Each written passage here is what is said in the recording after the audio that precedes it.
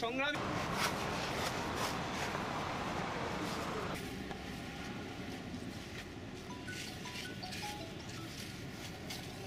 এখান থেকে আমাদের গণসংযোগ অব্যাহত রাখবো।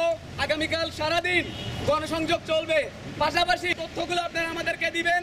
আমরা তাদের চিকিৎসার ব্যবস্থা হয়েছে, যাদেরকে তুলে নিয়ে যাওয়া হয়েছে, তাদের গ্রেফতার করা হয়েছে, তাদের তথ্য সংগ্রহ করা হয়েছে, তাদের তথ্যগুলো আমাদেরকে দিবেন।